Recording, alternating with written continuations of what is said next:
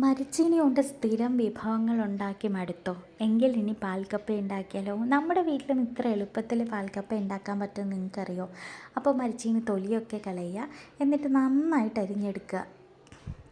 കഴുകി വൃത്തിയാക്കി അത്യാവശ്യം വലിപ്പത്തിൽ തന്നെ അരിഞ്ഞെടുക്കാം. വളരെ കനം കുറച്ച് അങ്ങനെയൊന്നും അരിയേണ്ട യാതൊരു ആവശ്യവുമില്ല. നമുക്ക് നമ്മുടെ തനി മലയാളം ഭാഷയിൽ പറഞ്ഞാൽ കണ്ടം തുണ്ടം വെട്ടിയിട്ടാൽ മതി. അപ്പോൾ അത്യാവശ്യം നല്ല വലിപ്പത്തിന് തന്നെ അരിഞ്ഞെടുത്തിട്ടുണ്ട്. ഷേപ്പ് ഒന്നും നോക്കിയില്ല, കാരണം ഇത് കുഴഞ്ഞാണ് നമുക്ക് കിട്ടേണ്ടത്. അതുകൊണ്ട് ഷേപ്പിലൊന്നും അരിഞ്ഞ് സമയം കളയേണ്ട യാതൊരു ആവശ്യവുമില്ല. അത് കഴിയുമ്പോഴത്തേക്കും ഇത് കുക്കറിലേക്ക് മാറ്റി കൊടുക്കുക, വെള്ളം ഒഴിച്ചു കൊടുക്കുക. കുക്കറിൽ ഞാൻ 4 വിസിലെടുത്തിട്ടുണ്ട്. നിങ്ങൾ അങ്ങനെ തന്നെ ചെയ്യണം എന്നില്ല, കാരണം ഓരോ സ്ഥലത്തെയും കപ്പ വേകുന്നതിൻ്റെ പാകം വേറെ വേറെയാണ്. അപ്പോൾ ഇത് നന്നായിട്ട് വെന്ത് കഴിഞ്ഞ ഉടനെ ഇതിനെ എന്ത് ചെയ്യുക? കൈകൊണ്ട് ഇങ്ങനെ പ്രസ് ചെയ്ത് നോക്കുമ്പോൾ നന്നായിട്ട് ഉടഞ്ഞു പോകുന്ന പരുവാണോ എന്ന് നോക്കുക. ഇല്ലെങ്കിൽ ഒന്നും കൂടെ വേവിക്കണം കേട്ടോ. ഇതിപ്പോൾ നന്നായിട്ട് ഉടഞ്ഞു പോകുന്ന പരുവാണ്. ഇത് കൈകൊണ്ടെടുത്ത് ഞെക്കി നോക്കിയാൽ തന്നെ അലിഞ്ഞു പോകും.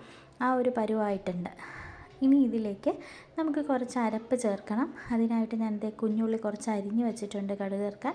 ബാക്കിയുള്ളതും പച്ചമുളകും കറിവേപ്പിലയുടെ പകുതിയും കൂടെ എടുത്ത് മിക്സിയിലിട്ട് അടിച്ച് ചതച്ച് ഇതുപോലെ ആക്കിയെടുക്കാം. എന്നിട്ട് നമ്മുടെ ചീനച്ചട്ടിയിലേക്ക് ഇട്ട് നമ്മുടെ വേവിച്ച കപ്പയും ഇതും കൂടെ ഇട്ട് നന്നായിട്ട് ഇളക്കി കൊടുക്കുക. എന്നിട്ട് ഞാൻ ഇത് ചതപ്പ് ഉണ്ടാക്കിയെടുത്ത അതേ ഇതിൽ തന്നെ ഞാൻ എന്ത് ചെയ്തിട്ടുണ്ട്, ഒരു 500 ml തേങ്ങാപ്പാൽ റെഡിയാക്കിയിട്ടുണ്ട്. ആ മിക്സി ജാറിൽ തന്നെ ഉപയോഗിച്ച്. അപ്പോൾ അതും കൂടെ എന്ത് ചെയ്യുക, ഇതിലേക്ക് ഒഴിച്ചു കൊടുക്കുമ്പോൾ ഒരുപാട് വെള്ളം കാണും. ഇതുപോലെ ആയിരിക്കും ഇരിക്കുന്നത്.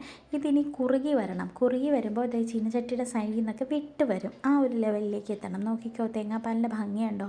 ഇത് നന്നായിട്ട് കുറുകിയതായപ്പോൾ ചെറുതായിട്ട് വിട്ട് വന്ന് തുടങ്ങിയിട്ടുണ്ട്. ഏകദേശം 15 മുതൽ 20 മിനിറ്റ് വരെ നമ്മൾ കണ്ടിന്യൂസ് ഇളക്കി കൊടുക്കണം. കുറച്ചും കൂടെ വലിയ പാത്രം വേണമായിരുന്നു, എൻ്റെ വീട്ടിലില്ലാത്തത് കാരണമാണ് ഞാൻ ഈ പാത്രത്തിലിട്ട് ചെയ്യുന്നത്.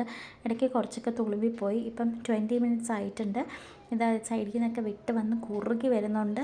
എന്ത് നല്ല ടേസ്റ്റാണെന്ന് നോക്കി. ഇനി കുറച്ചും കൂടെ കുറുകുന്നവരെ നമ്മളിതിട്ട് തിളപ്പിക്കണം. ഈ സമയം കൊണ്ട് തന്നെ നമുക്ക് കടുക് താളിക്കാം. കടുക് താളിക്കാൻ നേരത്തെ അരിഞ്ഞു വെച്ചിരുന്ന ഉള്ളിയും പിന്നെന്താ കുഞ്ഞുള്ളിയും നമ്മളുടെ കറിവേപ്പിലയും കൂടെ ഇട്ട് കടുക് താളിച്ചാൽ മതി. കടുകും കൂടി ഇട്ട് കടുക് താളിക്കുക.